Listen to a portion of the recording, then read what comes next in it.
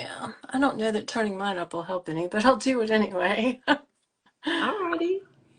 Well, welcome to Let's Go Live. I'm Gigi Meyer, and I have with me classic mystery author Lee Clark. Welcome, Lee. Thanks.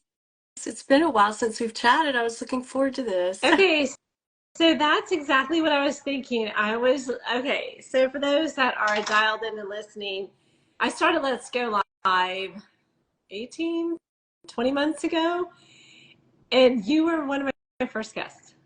I must have been because there were only 4 books out then. I had to go look at the recording just to see because I was curious how long ago that was. I know, and look at us. Look at us now. Look at us. Yeah, we can just be mutually impressed with each other. How's that? I like that. As you know, you're such a doll. I think the world of you, and I follow you online. I don't interact as much as I should, but I'm so glad to have you on again. It's great to chat with you too. And I know I'm not as active as I should be on social media either, so I understand completely. It's a challenge, right? Because we're trying to produce and write books, and then social media. I mean, seriously, they have social media managers that do it full time. I had one of those for a little while, but she was part-time and then she took another job and she isn't doing that anymore. So she taught me a lot, but she took a lot of time off of my plate so that I could write, and I miss that. But oh well. I was going to say, were you sad that she left? Because I think I run my own social media, although I would love to have a social media manager because I just feel like they're much more brilliant at it. They could do like things that I haven't even thought of. And so I think Well, if I were to leave, it would be like a morning process. she was amazing, and I was sad when I lost her. She went to go take another job and she didn't, because she did this kind of on the side part-time. And she didn't have time to do it anymore. So I was very sad because, as you say, the people who do that sort of thing are graphically gifted. They have the audio, they have the whole package just down. Um, she taught me a lot, but not enough to be anywhere near. You can go back and look at my posts, and you could probably tell about the time that she went and took another job. She's like, her Lee. Things went downhill after Alexandra left. I, I'm not. my daughter was at this modeling event and I happened to we're just all waiting around behind the scenes, and there was this girl who I was talking to, woman I should say, and she was like, oh yeah, I do social media, and I'm just like, Oh. shut up, tell me everything. Are you hiring? She's like, no, I have 10 clients, I'm at capacity. And I'm like, I have found a really awesome publicist though, that I think I'm getting ready to use for the 7th book that should be coming out in the spring. So I'm in the process now of going back through. I've got the stack sitting here beside me, so going yes, back let's through the get first. started. Let's look at the rainbow. Can you turn them around, and please tell everybody that's watching and listening what that means, the rainbow. So it actually was my daughter's idea because the first book cover, the spine and the part of the cover is red, and the second one was orange. And my daughter said, "Oh, Mom, you've got Roy G. Biv going. You should continue it." And I said, "What?" And she said, "Well, then your next book should be yellow, right?" So that's what I did. So we have Roy G. Biv. And the 7th book, of course, will be violet, predictably. So yeah, it was something a little clever, something that my daughter came up with that I thought was a fabulous idea. So speaking of people who have those great, marketing ideas, and then those of us who just go, "Oh, that's brilliant. Thank you. I'll use it." I love it. I haven't seen any other author do that, and so I love it. Now tell me, she recently graduated, so tell everybody what that was about, and is she still able to do your covers? Oh, she hasn't graduated yet, unfortunately. It was a white coat ceremony, so it was a major milestone. She's in a medical school down in Miami. And most of the schools, I think every other one in the country, when you're coming in, when you're accepted to the school, they have like an induction ceremony, and you get your white coat that has your name on it, the school's name. And so when you start your clinical rotations, or when you're in the lab, or I don't know what they use them for, but you have your white coat. And of course, at this point it's short because you're a student. Mhm. So At her school, when you finish your second year and you pass your board exam, then they have their white coat ceremony, and it's a lot more meaningful that way. So she still has more to go. This semester, she has a huge full course load, and she's starting her clinical rotations. Oh, But she, jeez. but she got her white coat, so that's what that was all about. If you saw that online, yeah, we were all going, woo! Major milestone. She passed her board and she got her white coat. Well, that's a huge accomplishment. So, between she has clinicals and now still school, is she able to do your covers? She hasn't really ever done the whole cover, but between she and my husband, they're the more graphically gifted people in this family. I'm not. Um, so yeah, she and my husband have pretty much done them, but my husband's responsible for a lot of it too. He has, Oh, okay. I had he that has wrong. the I thought knack. it was her. Well, she's an artist. I mean, in her own right. I thought she was going to go, that's what she was going to do for a living. She went to um, a big university here in North Carolina and was in their design program for the first 2 years, Mhm. and then did a complete about face. And we all just sort of went, what? So she is an artist in her own right. And now she's a third year medical student down in Miami. And you just never know, do you? You don't. I bet you for you guys, you're just like, what happened? Because that could be expensive when you start on one path and now you're on another. Well, and it was particularly expensive because she's in Miami. Oh, So yeah. me being in North Carolina, you can get a bigger apartment for half the price that her one bedroom costs in Miami. But we wanted her to be safe. And so, if you want a nice, safe environment, you pay for it. So, yes, it's very expensive. We just got back from Miami for my daughter's modeling trip. And so Oh, that was, wow. yeah, my first time there. Her first time there, she had a photo shoot on the beach with some of her clients and met with more agents. And so now we want to go to U Miami. And I was like, oh my gosh, the tuition. And we had a car service. And he was like, Miami's not that safe. There's, pockets that are very, very dangerous. And we There did are see some ladies of the night at like 9 a.m. on a Wednesday morning. We well, were because going through one neighborhood. the bars stay open there all night. Yeah.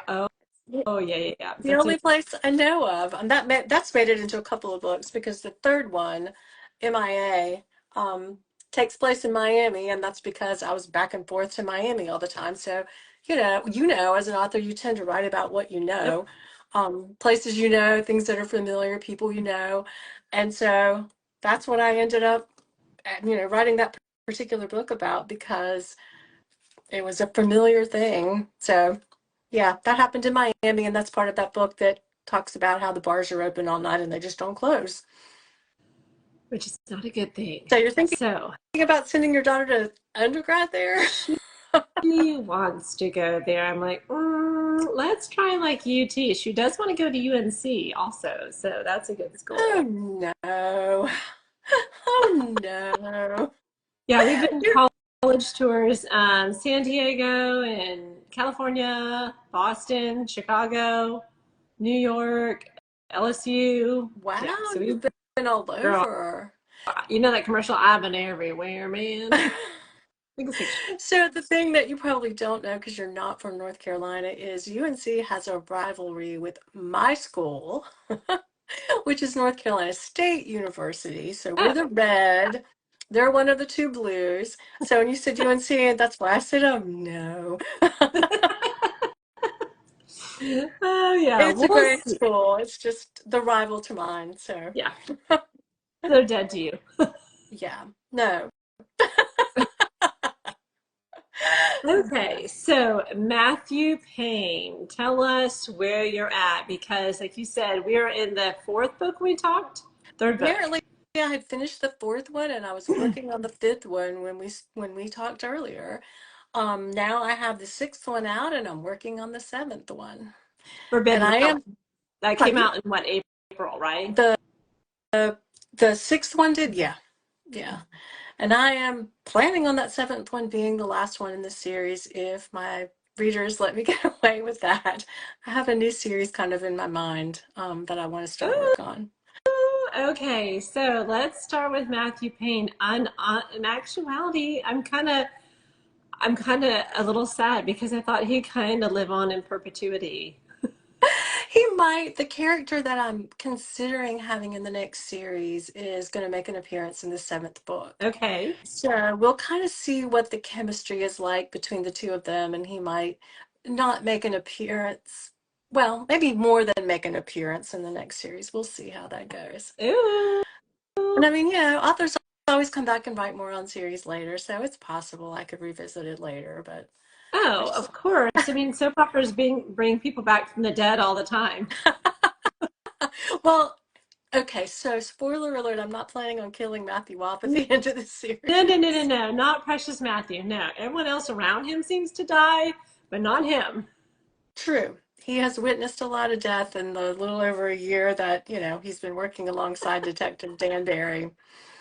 Yeah, more than he wanted to. It's affected him. So he's kind of tired of it all and ready to be done with it too for a while, I think. Okay, so that's what I was going to ask. So if this is book seven, Mhm. when is it coming out, and why is this going to be the final book? So it's coming out in the spring. At this point, it's slated for April, but we'll see. It's the final book, and it's the one where you finally get Danbury's backstory.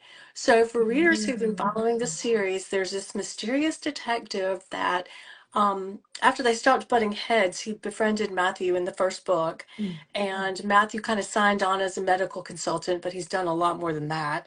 And they've gotten to be good friends, but you never really get Danbury's backstory. Mm-hmm. He's kind of a mystery. He's, a And big then, Nordic looking guy, and he's very staccato in his speech, and if three words will do, he's not going to utter five. So you don't know where he came from or what made him that way. But in this final book, you'll get his backstory, and you'll get all of that. You'll know why he speaks in those staccato speech patterns, why he opts for as few words as possible, why he's a very private person that even Matthew doesn't know his backstory until this final book. okay, so I find this fascinating. How is you, as an author, determined that this is the last book in the series? Well, it's the end of the rainbow. Oh, okay. We don't have to have a white cover or a black cover or I start was like, over, but we could have done that. I think one of the big driving factors is at some point you feel like your main character is tired. Hmm. I feel like Matthew has just been through so much and he needs a break.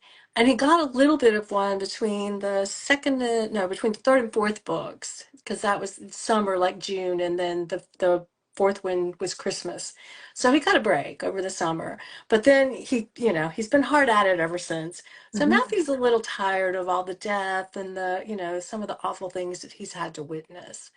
That was never really his intention to get pulled into that world to begin with. So it's as much that Matthew needs a break as anything else, I think. Okay, And there could be follow-on novellas, there could be, other things. We'll see. I love that. But were you ready to let Matthew have a break? Sometimes, you've lived with him for a long time, Yeah, for deeply, years. intimately. Were you ready? Sometimes it's hard to say goodbye to our works. I hadn't really thought that through completely. We'll see how I feel about it when I hit the end of this book and think, well, that's it. And that may hit harder than it is right now. Right now, I think, oh, this is closure, and I'm tying everything up with a nice, neat bow. And, readers might be mad at me, but at least they'll have the whole story. And, I don't know.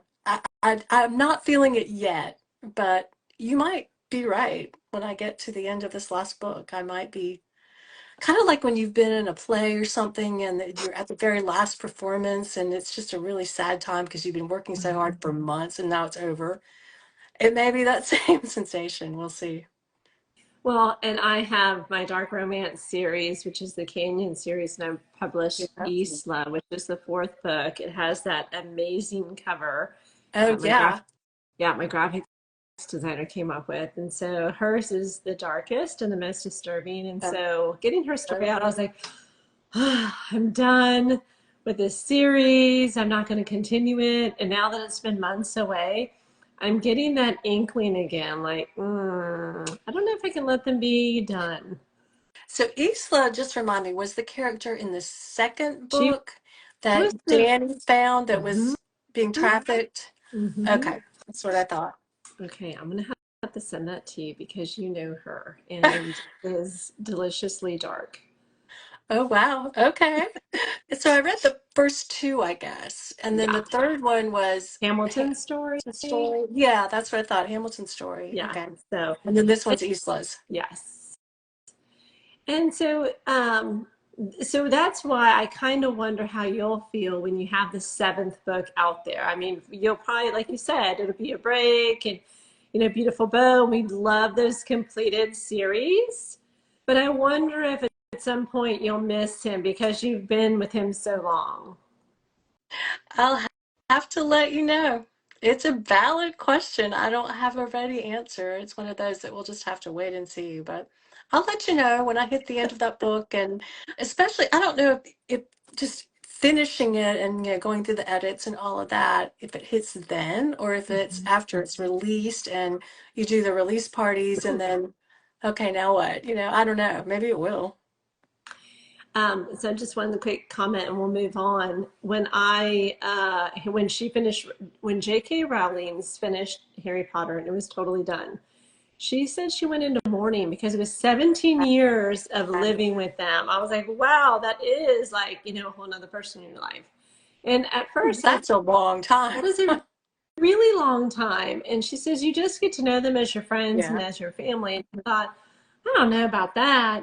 But now that I have a completed series, I'm like, maybe she's Maybe right. it's not complete. Yeah, maybe, yeah. No, I understand that feeling. I do. So tell us about the new series. If you want, no spoilers, whatever you feel comfortable sharing. Um, I guess I can share that because it's in the beginning of this book. So in the book that I'm working on now, Killer Convergence, which is the seventh in the Matthew Paine, there's a young woman who's called in as an expert in entomology. She studies bugs, and she gives them a really important clue about a body that they've found that was staged to look like it had been dead much longer than it had been. And she gave them the very best clue that that wasn't the case. Um, and so she makes an appearance in this book, and she does not have the wholesome past that Matthew had. Matthew, had a great family life and wonderful upbringing, and he just kind of stumbled into this whole other world of mystery and intrigue and murder and, all of these diabolical plans of miscreants. But she didn't have that healthy, two-parent family upbringing. Mm. Her backstory is darker. She lost her parents when she was younger and lived with an aunt who was an undertaker, was a mortician. Oh, And wow. so she's comfortable in that world, but it's really what she's known. And as far as like having that loving, caring relationship with the caretaker, that's been kind of missing in her life. So she's gonna have some struggles trying to piece all of that together to get where she wants to be, but she doesn't really know what that's like or how to get there. So she's gonna come in with some baggage of her own. Okay, so where did the inspiration come from for her in that series? Oh, wow. With Matthew, that was an easier question to answer. With her, I think it was I wanted a strong female lead character for the series. I wanted some of that kind of down home feel to it still again. So I'm thinking this is probably Red River Murders or Red River Mysteries, one or the other. I haven't decided. Um, and her kind of go-to place when she's sad and lonely and just trying to figure the world out is beside a river on a riverbank with, North Carolina, there's red clay. So when it rains, that river's running red, which is kind of a reflection of, the blood and the murder and all of that too. But that's just going to be her happy healing place. And she has a best friend that she's grown up with who has, and I think he's a young black man that she's grown up with her whole life, who's befriended her and always kind of looked out for her. But he's a pastor. He's become a pastor. So he can speak some into her life, some encouragement, and anyway. So that's kind of what I'm thinking there. And I think the inspiration for her was just kind of a deeper, darker part of myself, because Ooh. everybody has these little dark places where they feel lonely and sad and like Mhm. misunderstood. And so I'm thinking it's some of those darker crevices in my life that are going to come out in this character, and that she's feeling misunderstood and not loved and supported like she would like to be. And so some of those things. Okay, as a dark romance author, I love it. It appeals You to can me so much. appreciate that. Well, and I think it gives her a lot of growth potential too. Hmm. Matthew hit some roadblocks and he has a lot of growth in his life, and he confronts some issues that he didn't even know were issues until he kind of got pulled into this world. But he basically was, pretty together when the series started. Yeah. So there was not as much potential for growth for him. She's going to have more. Okay, that's exciting. I always say with my characters, I like to blow them up, destroy everything, and then kind of Frankenstein them back together. And I think well, I guess yours are dark romance though, but I think in the romance you have to do that. I mean, you have to have that point of just soul searching, everything that I thought, that I felt that was so wonderful isn't. There's got to be that moment, I think, in every romance where the main Oh, characters are just sad and heartbroken. oh, and Yeah. but I like to do that with the characters themselves. Like everybody has to bring emotional damage. Danny, her damage started with the loss of her father, Mm-hmm. and her mother walking out, or you don't necessarily know why her mom left. And so that starts her emotional journey as well. So I like each of them to have their own like dark, flawed Mm-hmm. journey that they're trying to overcome. Because let's be honest, that's more fun to write. It is. It is. When we And have these really well balanced characters like Matthew Paine, you're like, I mean, they're okay, but I like some trauma. all the And other then you have characters the whole romance around him, element. yeah, all the other characters around him have struggled. They've had many more issues than he's had. And then, he comes to confront some that he didn't know that he had too. So But there's isn't it always that. isn't it funner to write that dark stuff? I don't know. I'll let you know after I have a character that's really developed that way. Because, the supporting characters in the Matthew Paine Mysteries have a lot more issues than he does. And they are more fun to write and develop. That's true in each individual story. Because some of the characters are only in one book and they have a horrific backstory or something that they're trying to figure out. And it's just, tearing them apart. And then others are the main characters that go with him through the whole series. And they have some dark issues too. So, Okay, will Danbury have any dark issues that we're going to discover? I mean, no oh, yeah. spoilers, but is there stuff to unpack there? Lots and Yeah. lots of stuff to unpack there, which is why he is the stoic, Mhm. show no emotion, give away no information character that he is. There are lots of reasons why he's that way. And yeah, you'll get all of them in this book and they'll all come out, and all of his struggles and the inner turmoil and all of that. You'll see some sides of Danbury that you haven't seen before at all. Um, Matthew's surprised by them. Actually, I think there was one of them in the excerpt that I sent that I think Mhm. you posted, where Danbury reacts the last possible way that Matthew ever would have expected, when he pulls something out of the pocket of this corpse and runs to the open window and just wrenches violently out the window. And Okay, so when I was typing that up, I was like, oh, this is interesting because we think we know characters. We are 6 books in. You think, like, I already know this guy inside and out. And so when I was typing that up, I was like, well, this is kind of a plot twist. it is, because there are finally things that are deeply personal and horrifically painful in his past that are coming back out. So it's killer convergence for a reason. There is a killer from his past that is reconverging in his life.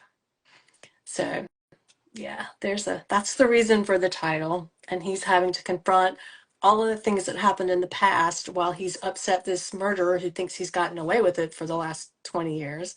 Um, and the murder, it reconverges back on him. But in the process, he's having to confront all of the pain and all of the things that he thought were true, and he's not sure what is and what isn't, and trying to figure all of that out. Will there be flashbacks? There is the opening of this book. Actually, I didn't know that that there was a forward in this book that was a flashback, but that's exactly how it starts out. Cool. Danbury's an 11-year-old boy, and he's getting off the bus at home, and he gets all the way up to his house, and his grandmother's car is parked at the curb, and he's all excited because he thinks that means cookies, and then he realizes she's standing by the car, and something's just not quite right about that situation, as he approaches the car, and then she tells him what's happened, and the reader doesn't find out Yeah. in that forward bit, but anyway, that you find out later as you read through the book what it is that he found out that day that just turned his 11-year-old world upside down. Okay, I love that because it's like you get it. Everyone is in on this little tiny secret, but they're missing the final puzzle piece. I love those kind of books. Well, good then. Yeah, I didn't even know that little introductory bit was going to be there, and I woke up one night and it just started writing itself in my head, and it was so obvious that it needed to be there. And then you fast forward, 22 years later, and he's having to deal with that. That's the magic of writing. Sometimes, as authors, we always say like we don't know where the book is going or you don't know where that came from, but I feel like that's just the magic of it. It is really, it's the process of discovery. And I think we talked about this before, but there are authors who outline everything, and you might be one of them. I'm a pantser, which, for anybody listening who is not familiar with that term, it means you're flying by the seat of your pants. There is no outline. You have some general ideas about where things are going and maybe some scenes that are going to happen later in the book, but you don't have an outline, and you don't always have a clear perception of the ending, of who done it, exactly how, exactly why. You have some inkling, but the characters always can surprise you, and the ending can surprise you. And I love that about writing. I like that process of discovery because I discover the characters and the plot twists and the situations along with the readers who come along behind me. And then to me, that's the fun of it. I don't want an outline. I couldn't use one anyway. I would change it 50 times before I finished the book. Okay, Lee, I marvel at that though, because in romance, the end is either a happily ever after Yeah, or a happy for now, right? right. But I feel like yours in mystery, you have to have all these little clues and Mhm. foreshadowing. And so for you to say, hey, I'm a pantser, my first draft is telling the story to myself. I marvel at that genius. Oh, don't marvel too much. I go back and work a lot of those details in. So, I mean, I start to write through, but then if I hit a point where I just decide that something is going to happen right here that needed to have been foreshadowed or set up earlier, I'll go back and add it in. So don't be too impressed. It's not like a linear process that I just go right on through without any problem. That's never true. It takes a lot of blood, sweat, and tears and a lot of rework. Well, do you write scenes out of order then? I do. Really? And then you kind of like puzzle them together? There are times when there's a scene that is so clear in my mind, and sometimes it's dialogue between the characters and it's something they're discussing and discovering or arguing over or whatever, that I just go write it. And then there have been times when I think, okay, so I stopped over here, I have this scene, now I've got to connect the two, now we've got some dots to connect in the middle. What else needs to happen in there to get me from here to here? So never linear. Oh my gosh. I That's wish I even could say like I was that organized. I'm a pantser. I'm not linear. I discover as I go. I'm like, wow. Yeah, I wouldn't suggest that anybody emulate that model, really. I wouldn't. It causes some angst, and it's probably not how most people write. I don't know. I mean, I've never really had a conversation with other pantsers and said, "Do you do this too? Do you like write a chapter that's just in there somewhere and then figure out how to connect it?" I don't know. Maybe other people do. So what I about you? think, oh, I have to go linear. I'm just like follow the bouncing ball. And I always know the ending, um, but I have no idea where the journey is. So when I talk to aspiring authors or those that, are trying, are brand new, they have their debut novel out. I was like, as you put out more books, you learn what kind of author you are. Mhm. You learn what, not author, but really like a writer Mhm. and how you work best. And True.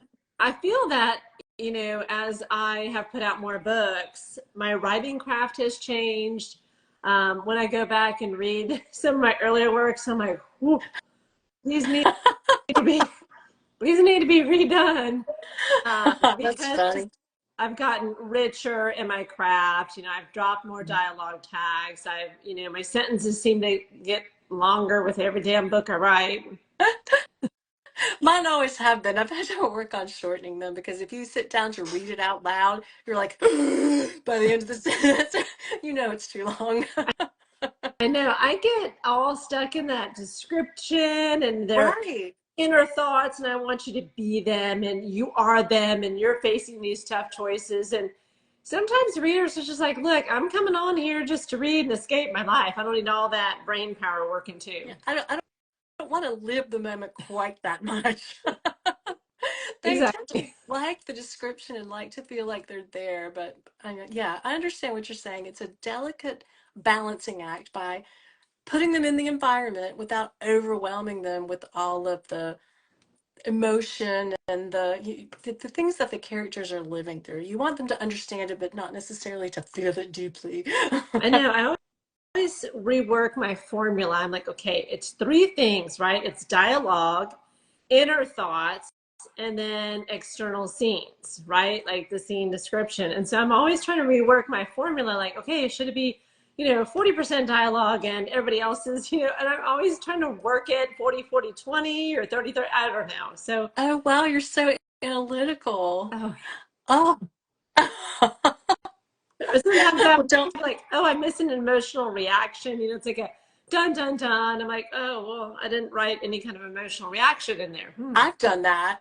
I've done that. It's like this doesn't just happen and then they don't react to it and they just move on to the next thing. Especially when you're talking about things exploding and bodies being found and Mm-hmm. just, all of the things that happen in a murder mystery. You do have to write the reaction. They can't just like, okay, next and move on to the next thing. I know exactly what you're Well, do you saying. have a formula? I mean, have you figured out now that you're writing your seventh book, how has your writing changed from book one to where you're at now? I think they've gotten cleaner.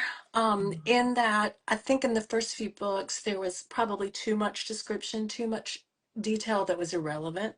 You have to, pad some of the details in there that are red herrings, that are things that the reader thinks maybe they need to pay attention to, and then eventually realizes that they don't. It had nothing to do with it. But you have to have some of those in there, but not so much detail that the reader's like, I don't really care that Matthew put on his pajamas and went to bed. I think I'm going to put on mine and go to bed now, Yeah, that's not a page turner. Right. So I think there was too much description and too much fluff in the first couple of books. And I am going back through those and cleaning some of that out Mhm. because, well, in working with the publicist on the seventh book, because one of my first questions was, if this is the last book in a series, is this a good time to get a publicist or is this a horrible time? And he said, no, it's a great time. He said, because what we're going to work on doing is promoting this book, and then that'll sell your whole backlist. Because, and I have noticed this at book fairs, I've done a lot of book fairs. There are purists like me who see a series and they want to start at the beginning. They don't want to pick up the book in the middle and feel like they missed Yeah. something, and either backtrack or carry on and then backtrack. They want to start at the beginning. So I said, well, that's fair. So, as far as a couple of these books that I think need some of this cleanup, is now the time to do Mhm. that? And he said, absolutely. Because I've gone through three different editors on the series of Mhm. books, and I can tell that. I think my voice remains, but so like the one that we hadn't talked about because it was the one that I wasn't even working on yet when you and I met the last time was Iced. Yes. um, the editor that did Iced, I called her a common Nazi. Um, she was intent on putting commas everywhere. The editor that I'd had before that pulled a lot of them out and said, "You're going to confuse the reader with all of these commas. I don't think you need them. The meaning's clear." So she was pulling out commas and then the next editor was putting them in. And I tried to balance that, because you don't have to take every single edit an editor gives Yeah. you. But I don't think I did a very good job of it. So my goal is to dual. I've got two things going. One is to go back through and clean the books up a little bit and put them through the same editor who will be editing the seventh one. I've got to do this quickly because I'm running out of time while simultaneously finishing the seventh book. So that Bless come your April, heart. yeah. So that's my tour for now. Okay, so you're going to finish the seventh book, but you're also going to like not do rewrites, but just reduce them. Yeah, so I'm at the point now of trying to decide if they should be second editions or if there's enough substantial change to them to do that. I don't think so, but I will ask the editor's opinion on that. So, have these changed fundamentally enough to say this is a second edition of this book, or is this just a cleanup of the original book and it's just cleaner and sharper and some of the fluff is just missing? I don't know. I need some expert advice on that one. But that's the plan. Well, Lee, when you get that expert advice, please share because that gives me hives thinking about going back to my original works and redoing them. I'm like, oh, that's just going to have to stay. Maybe my debut novel, I will pull that down and rework it, and that will become like the first in series for Right. something else. But I don't know about last year's works. That was my initial goal. I wanted that first one clean because it is the introduction to the Mm-hmm. series. And Yeah, if it is. people are, not connecting with it because there's too much fluff, then they're not likely to pick up the second book and finish the series. They're That's fair. likely to stop at the end of the first one. So that one I really wanted to put my focus on, and I probably will do less with the next two. Of course, as you say, your craft gets better as you go too. You Yeah. learn and you grow as an author. So there's that. I know. I mean, if I was a clone, if I could clone me, I'd be like, okay, there's your project for the next year is to go back and clean these up and rewrite them and expand on that thought and remove some of the dialogue tags. And yeah, Yeah, I wish I could clone myself about 7 times right now. I mean, One people for each of the, people talk one about for each of the AI, and earlier I'm like, books. I just want to clone me. Yeah, yeah, if I could do that, I could get through the books without any problem, but we'll see. I have called back my schedule for the fall a lot, because the last couple of years I've done a lot more book fairs and festivals and things, and I have knocked it down to one a month this year, starting the end of this month. So I've got one in September, one October, one November, one December, and that's it. But that's a lot. One a month is a lot. Oh, well, in years past, I had a couple, like last year, I think I did, I'm not sure how many fairs I did last year, but it was probably about double that number. I think I stopped at the beginning of December, but I had a couple in October. I had a couple in um and now I had a couple in both October and September. I think I had a couple in November and then just one in December. So yeah, it is a lot. So for those that are watching and listening, how do you find fairs to participate Um, in as an author? I have found them myriad different ways, honestly. The Mystery Writers of America organization posts them. Sync, the Sisters in Crime, posts them. Sometimes it's just meeting with other authors because I was at the Suffolk Mystery Writers Conference back in the spring and was on a panel discussion with the guy who had just done a book fair in Williamsburg, Virginia, I think a week or two Oh, before, and I didn't know that existed. So yeah. I emailed them and said, "Oh, good. I want to go to Williamsburg next year. Please let me know when you start working on that event." And then other people have come to me. So I think at a couple of the book fairs, there's a smaller one here, the Lexington, North Carolina book fair that's trying to get up and running. And I had somebody come talk to me, I think when I was at Bookmarks in Winston-Salem last year, and invite me to that and say, we'd really love to have you come. So many different ways. Word of mouth from other authors. Sometimes you're at the events and you find out about other ones. Sometimes it's an organization that you're part of. So yeah, there's there are so many of them out there. I had no idea when I first started how many Okay, there were. so I have to tell you, book fairs are a very American thing. I did not know this. And so for our international readers and authors, they're like, what's a book fair? Do you want to kind of give like a high level answer of what an American book fair is? I thought this was so interesting because I was like, everybody has them. And they're like, no, it's really just like America. Wow, I didn't realize that either. So they can be a day or they can be a weekend. It just depends on the locale. And a lot of times it depends on how long they've been doing them as to whether they're going to attempt a second day.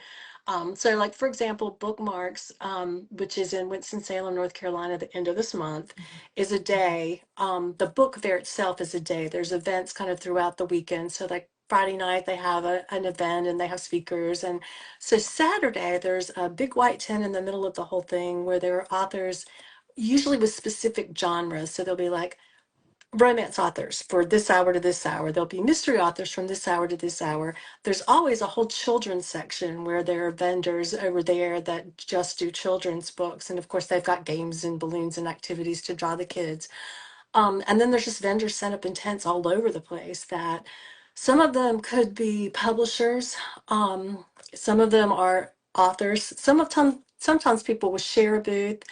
Some of the groups that I just mentioned will have a booth. So there'll be like a Mystery Writers of America booth.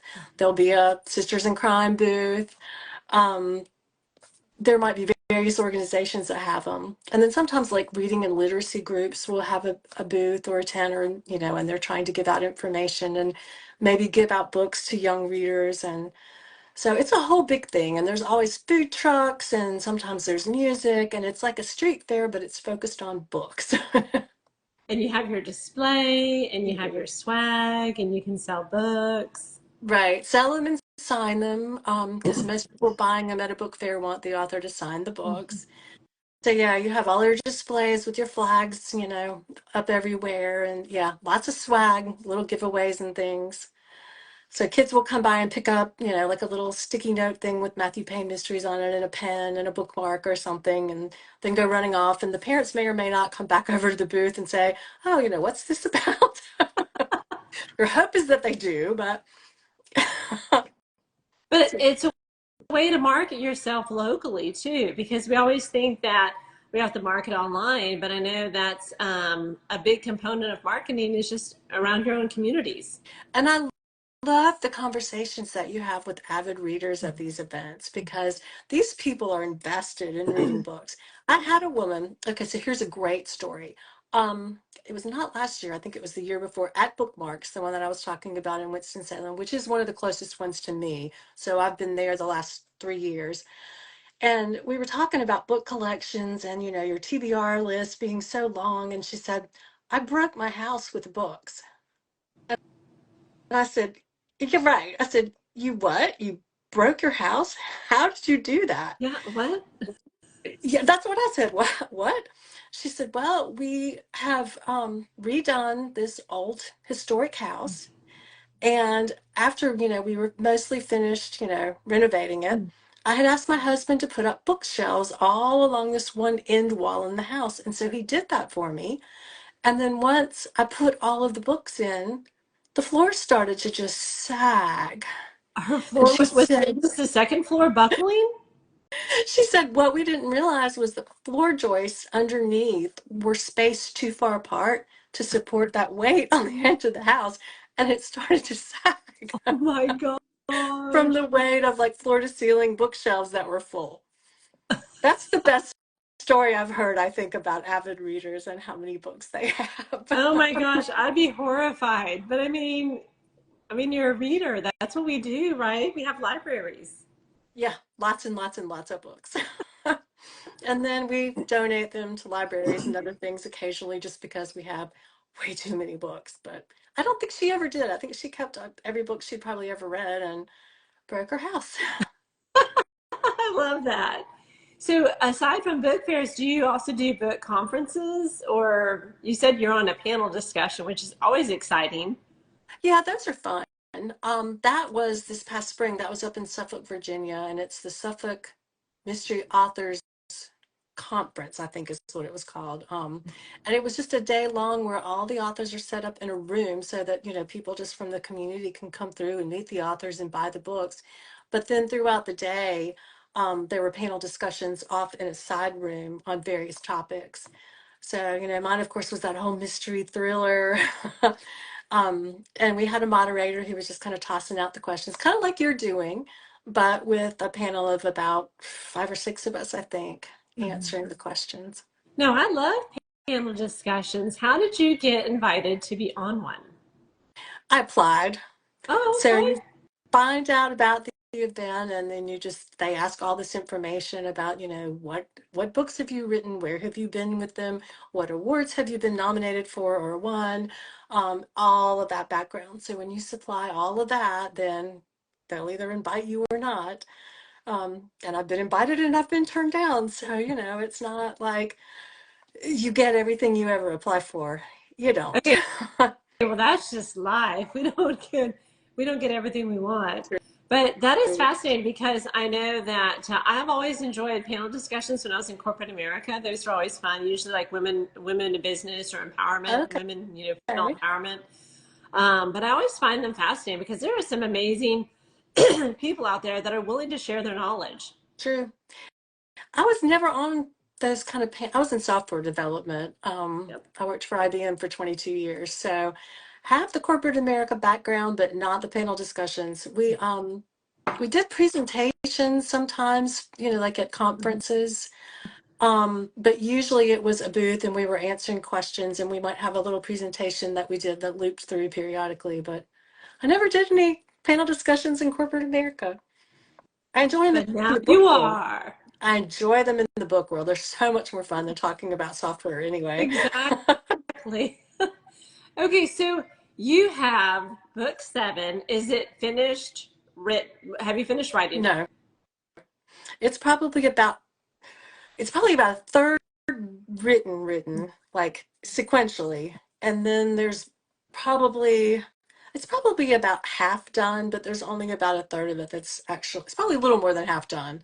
A third of it sequentially and others in pieces, where I know what's going to happen in the future, and I've got to go back and set up, between where I stopped writing and where that happens. So how long does it take you to typically write a book? Like you said, this is releasing in the spring. You still have to get through edits, you still have to get it out to the publisher. So how long? So the first ones I was churning out pretty quickly. They were coming out about every a little more than 6 months, about 7 months apart. But then I discovered this thing called marketing, and that you really need to do it if you want to sell these books that you've, poured your heart and soul into writing. And then they spaced out to a year. So I'm on about a year schedule now for each book. Okay, so that includes that whole year is start to finish, writing it, Mhm. editing, rewrites, going through your publisher, etc. Then the marketing aspect. So the only time that that's ever not been true was when I was finishing the one that just came out last spring, which is Forbidden Relics. And that one was fun to write because it's missing Ukrainians who were last seen or last supposed to have been in a heavy Russian population. That's down near Miami again. That actually does exist. So a lot of these books have, well, all of them have a lot of research. Yeah. So the scenarios I set up and the situations I put the characters in absolutely could happen. Sometimes that's a really scary thing, but it's true. So I was working on that one, and Killer Convergence, the seventh one, which is Danbury's story, just kept bombarding my mind. So Danbury's story was begging to be told. And that's the only time that I've ever written 2 books at the same time, because I had started on Killer Convergence before I finished Forbidden Relics, just because it was in my mind and it was so clear. Did you have, okay, so I'm always fascinated by writers who have, 2, 3, 4 projects going on at Oh, once because how do you keep the tone, the voice, everything separate? um, that's a good question. I think really the tone and the voice, because it's a series, is pretty consistent for me.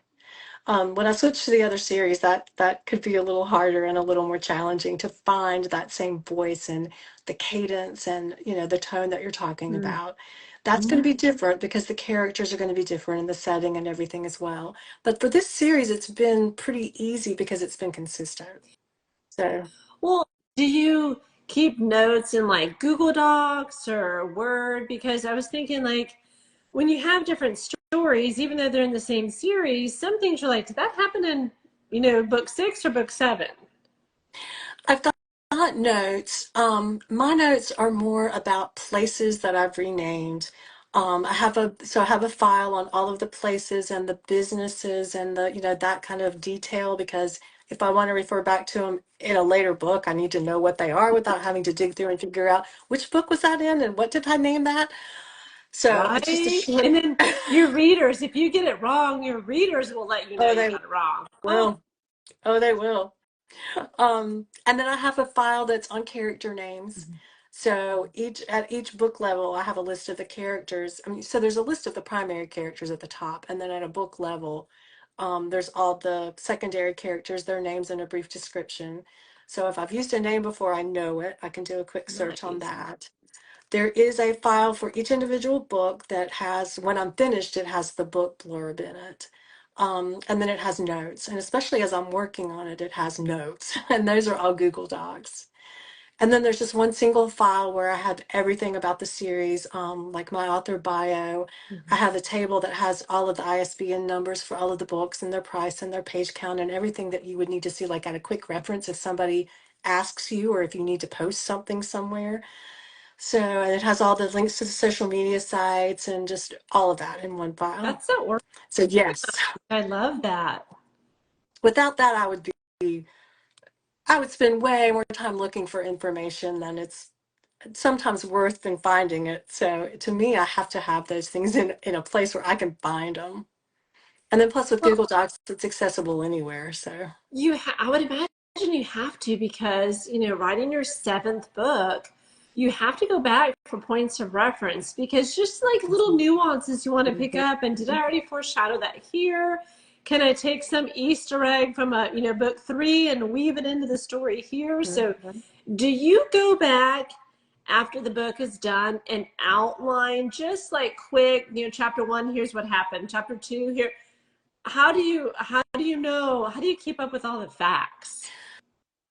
Wow. I don't do the outline. It probably would help me a lot if I did. So usually it's a matter of just knowing which book something was in and doing a quick search on a word or a phrase or Mhm. something that I know will get me to what I'm looking for. Yep. Yeah, the outline would be a lot easier, wouldn't it? Well, it's only because I did not do that my first series. My second series, I was like, there are some amazingly talented people on YouTube that'll be like, look at my book Bible, my series Bible, and it's beautiful. It's like a spreadsheet or it's like a Notion template. And I always get Oh, envious when wow. I'm too lazy to go and do that. So with I took lessons learned from my reviews. I like to read all my reviews, the good, the Yeah. bad, and the very, very ugly. And after I You released don't Hamilton have any ugly ones. last Oh, part, after I released Hamilton last year, I took all this criticism that I had received, and I was like, okay, we are going to come up with a Bible series. I'm going to totally revamp the way I go from single point of view to dual point of view. I changed a lot of things in my writing just to like not get wow. such bad reviews. And one of them was like, okay, I'm either going to have to do an outline on the front, which I'm like you, I'm a pantser. I'm like, this is insane. I can't do it. Or an outline on the back. So by the time I'm done with the Ah, story, I can see where my plot a holes are. flow. And I Yeah. have a developmental editor. God bless her soul. She's my ride or die. I told her we're never, ever, ever breaking up. So I'm a but content it was important to editor, but me she to doesn't do usually that see because it. now that I'm writing books in the series, I do have to go back to that series Bible and refer back to things. Right, you do. I mean, you again, well, okay, I don't have to, but I do quite a lot. And because it's a series, I refer back usually to something that happened, but without giving all the detail of what. So I don't want to rewrite part of a previous book in the current one, but sometimes that detail from something that happened in the past is necessary to move forward in the book that you're currently writing. So you do have to know what it is and then be able to summarize it briefly to give the reader just what they need to understand what's happening in this book without rewriting all of the stuff that happened in the earlier book. And So that's a I think readers love it. They love when they come across that one little nugget that they've already read 2 books ago, and they're like, I was there. I remember I that scene. remember They that. love it. I hope so, because I do. I mean, I have to do that periodically because Mm-hmm. otherwise there would be no continuity. I mean, Matthew has things that have happened in the past that influence what's happening in the future, as do the other characters around him. And those relationships, absolutely. They've had impact in past books that now affect what's happening going forward. So, and I mean, you're a romance author, so your relationships are key. Oh, yeah. Um, Most times I'm like, how did I describe them? Yes. Okay, so that's my character list file, where I've got all the names and the brief description.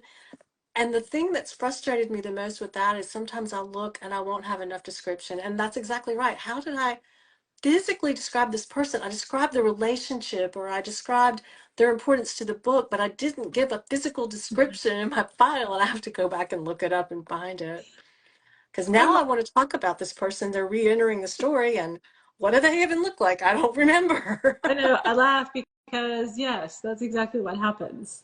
Yeah, but your readers will remember because especially the ones that binge through series, they just read it 2 weeks ago and it's fresh in their mind. So yeah, you better Mm-hmm. not get it wrong. If you're gonna redo it, if you're gonna pull something in from earlier, you better not get it wrong. Oh, no, because it'll be in your review. Well, Okay, I agree so with you. I am. you have book 7 in the Matthew Paine series coming out in spring. You are going to, God bless your soul, rewrite, re-edit, Rework. There you go. rework some of those other ones. When does this next series start? Probably not until the following spring.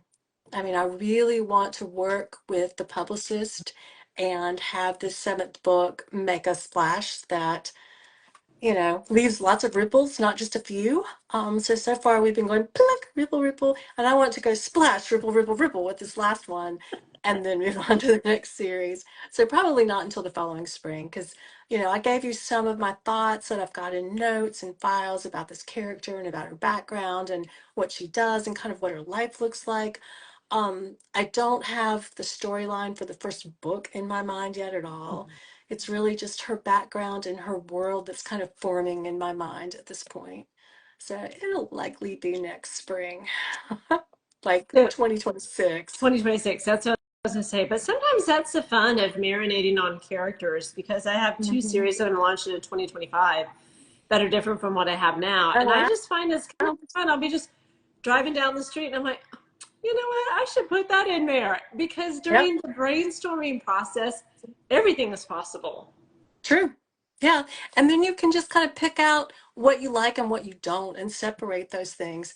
And sometimes the things that you're kind of piling on a character, you realize you just created a whole separate character because that's way too much for that one Mm-hmm. character. So it kind of becomes two people out of the one. So yeah, as you ruminate and you think about the characters and they grow in your mind, sometimes you end up with more than one character to get them to do the things that you need them to do for the plot line. I love that. I love exactly what you said because sometimes we don't think about what does my plot line need versus what the character I want to create. Because sometimes what we Mhm. want to create doesn't even match your plot line. You're like, why am I doing this? Yeah, and they have to further that plot. I mean, that's the character's job. They have to drive that plot line, or unless they were a red herring that you're tossing in there just to confuse your readers and make them think they have something figured out that they don't. And even that's, the character's still serving a purpose and furthering that plot line. Yeah. See, that's when I know that you're an experienced writer because when you said they have to advance a plot line. Because I think as a new author, we like to just throw in characters. And then at some point you have someone that comes along and be like, what's the purpose of this character? Like, because I love them. Yeah, what are they doing in here? Oh, I just wanted to create that character. They're so rich. I love this character. I love Yeah. them. But what purpose do they serve? Yeah. None. Well, sometimes you just force them into serving a purpose and it's all good. Yeah. So It's not what you created them to do necessarily, but it's what you need done. So that character is going to serve that purpose. yeah. So I love that you said that because I think that's a common error that we see with new authors, or in the first one or two books, is that not all of our characters serve a purpose, and they say Yeah. you have to kill your darlings, but you also have to kill those superfluous characters that you really don't need and they don't have a purpose, even though they may be your favorite. True. And I've had to go through and unname some sometimes because sometimes, you're writing along and you have too many characters with names and avid descriptions and like they're too detailed. When the little purpose that they serve really doesn't require that they have a name or that they have that much detail. So it could just be the waitress or the stewardess or, the guy sitting and skulking in the corner under a low hat, or I mean, whatever the description is. Once they serve their little purpose, they don't necessarily always need a name, even. Okay, I And you love could, that you said that because that is another tip. Because we do want to name everybody because we think we like do. everybody's important. Mhm. But again, an experienced author, you're like, these just blend in the background. And that's all they need to do. They had serve one little brief purpose Yeah. and they don't need a name. Because when you start throwing all the names out there, you confuse your readers and trying to keep straight who all the characters are. And yeah. So I've gone Well, through and unnamed people and just given the brief description of what they are, what they're doing, whatever that serves the purpose of the no, book. I love that because then when everybody gets a name, they're like, oh, they're important. I need to pay attention. And then they'll never appear again. And then the reader's like, why did they even do that? Yeah. Why was that character there? Yeah. Yeah. Okay, so I have a question. If you have a little bit more time, I know we're over our hour, but you have mentioned having a publicist. What does that mean, and how did you find this person for those that are listening? Oh, the story of how I found this guy is the best in the world. So, if I tell you whose publicist he was before the death of the actor, you'll know how to find him and who he is. And I'm not going to give that away because he's mine. But Mine. so what happened was I knew that there was something missing. I know that I really stink at marketing, and I know that that's the area where I need the most help.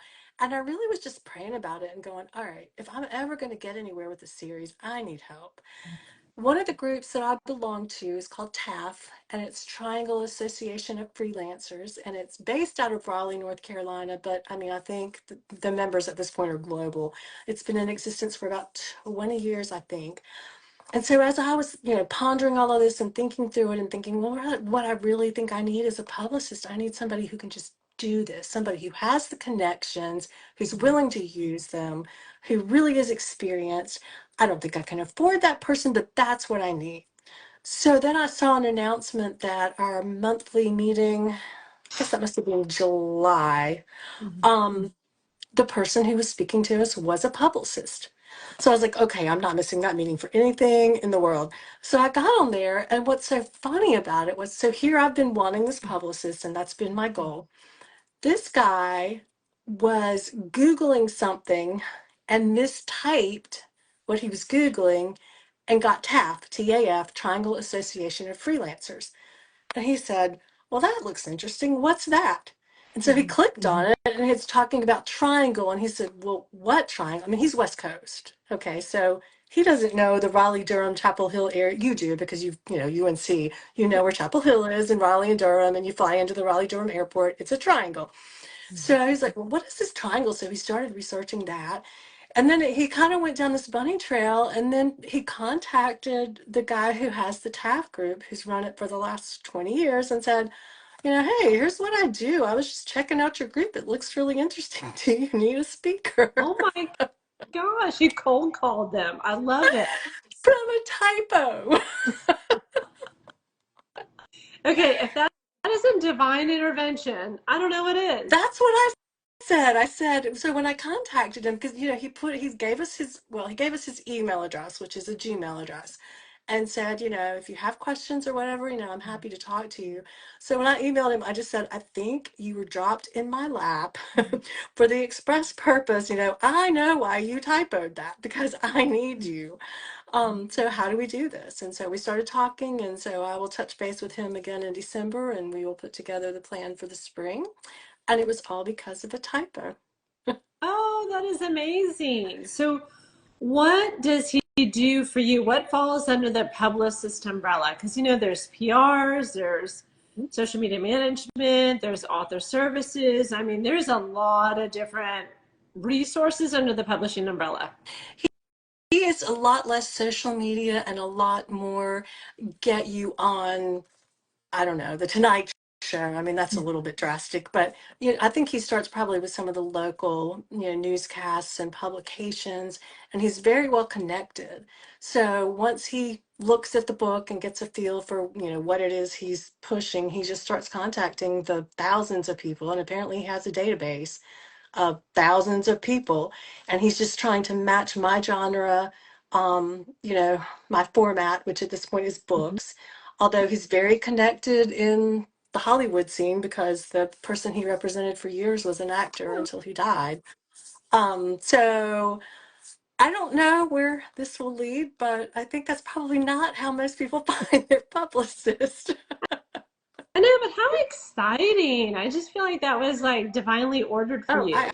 Yeah. absolutely think it was because I had been praying for, all right, so what do I do next? I need the next step. I need you to hit me upside the head with a 2x4 because I'm not getting this. This is not a world that I'm all that familiar with. I need help. And then I feel like this guy just sort of dropped in my lap and he said, okay, now here's my real email address. Don't give it to anybody.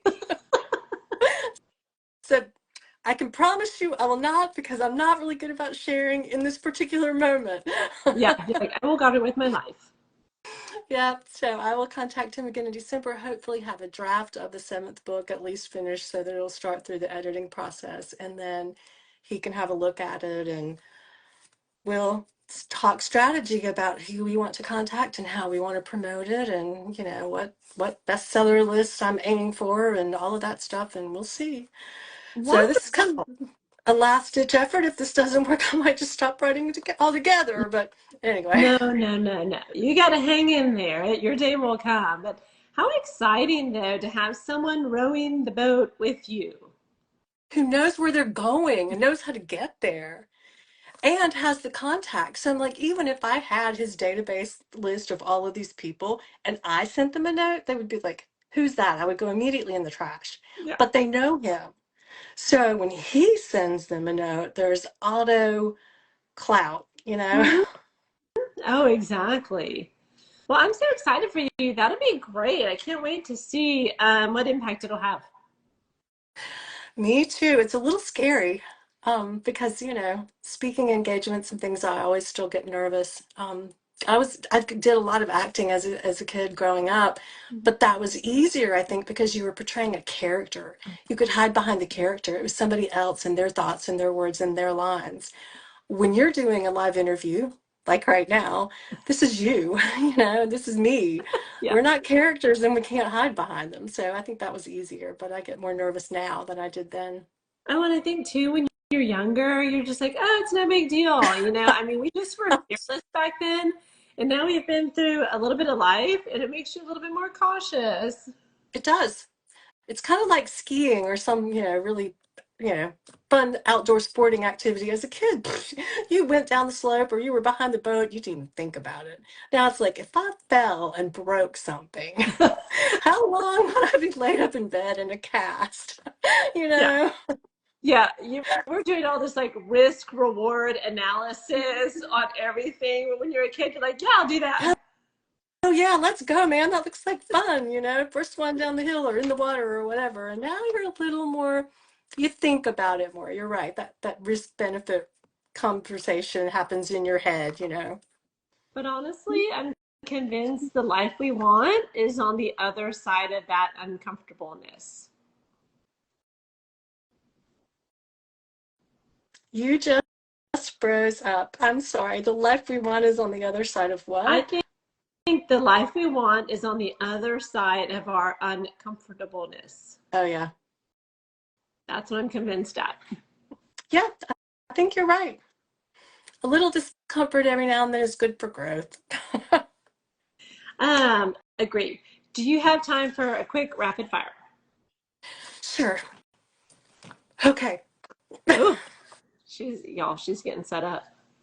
Okay, first question. Do you edit during the writing process or after the first draft is written? Both. I usually will go back, especially if I haven't written in a couple of days, I'll go back and read the whole chapter before the one that I'm getting ready to write and edit it, which then puts everything fresh in my mind, and then I write the next chapter. And then, of course, I edit it at the end. Oh, So both. dang. Okay, I only want to edit once. I only want to edit once too, but Yeah, I don't. I only want to do it once, but I don't. Okay, do you edit by hand or edit digitally? digitally. Yeah. Do you prefer long chapters or short chapters? I cut chapters in half pretty regularly because I know my readers prefer shorter chapters. Oh, interesting. I I like that will, answer. I will write a break point if there isn't one there and cut a chapter in half just to give the reader shorter chapters. And that's Huh. better in the later books. In the earlier ones, some of the chapters are a little longer than they probably should be. So I write shorter chapters. But you'll be fixing that in next year. I almost did. I was editing on it today and I almost did. And then I thought, no, I kind of like it that way. And I left it alone. But anyway, Do you like writing conferences or writing workshops? conferences. Yeah, they're Much more more fun. interaction at the conferences. Like more fun, less work. Okay, would you do traditional book signings or virtual author events? I like traditional book signings. I really like that one-on-one and that interaction. Yeah, there's nothing that can be talking to people in person about your books. Truth. And avid readers who are really invested in being at whatever event you're at. There's nothing better. Mm-hmm. Okay, do you write morally gray characters or do all your characters have clear-cut morals? They don't all have clear-cut morals. There are some seriously morally gray characters in these books. Kind of towards black, right? Some of them are truly, truly black. Some of the bad guys in these books are black, just black as night. Some of them have some redeeming qualities and they're morally gray, but some of them are just black. Yeah, I wrote one like deep dark black and it was so much fun. Oh yeah, yeah, because it's the part of yourself that you can't ever express any other way or admit that it's Mm-hmm. there. I know, and I've had several readers reach out and they're like, I thought he was going to be morally gray. Where is his redemption arc? I'm like, bro doesn't have it. Nope, He's they don't always non-redeemable. have redeeming characteristics. Exactly. Do you like to create relatable characters or more enigmatic? I like the relatable characters. I think there should be some aspect, at least the main characters. Now, we've talked about those like completely black, dark, irredeemable characters.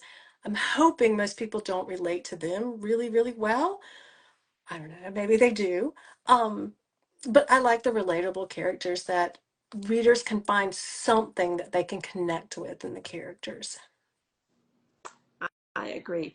Do you like characters with tragic flaws or hidden strengths? Oh, wow, both. Both. I mean, they're usually different characters. I think Matthew has found hidden strengths, Mm-hmm. but a lot of the other characters have they're very flawed. They're very flawed. I feel like flawed characters are easier to write. They're more interesting, I think, for the most part. Mm-hmm. Do you prefer book trailers or author talking videos for your marketing?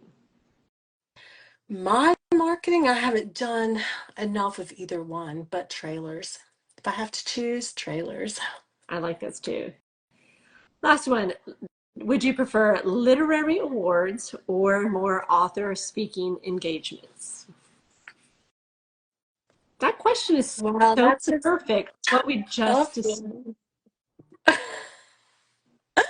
Um, I really still like the author speaking engagements. I mean, at some point you really need the literary awards, I think, to put the flashy stuff on your books. I haven't put the flashy stuff on them that should be on there, so I guess I really should go with the author speaking because I don't even have the flashy awards on there that should be on there. So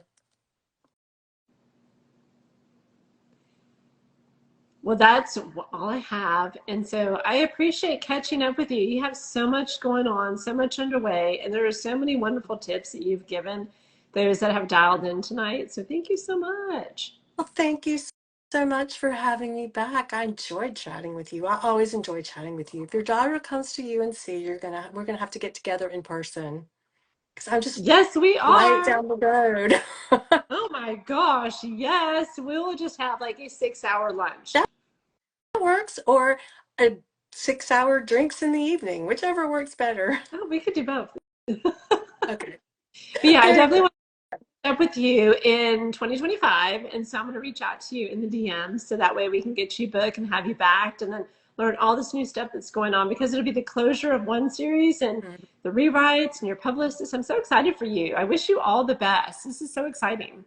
Thank you. And I'm amazed at you turning out the books in a new series and all of that too. So I can't wait to see what you do next with the new series. Uh, hint, hint, more hot guys. Ooh, okay, we can all live with that.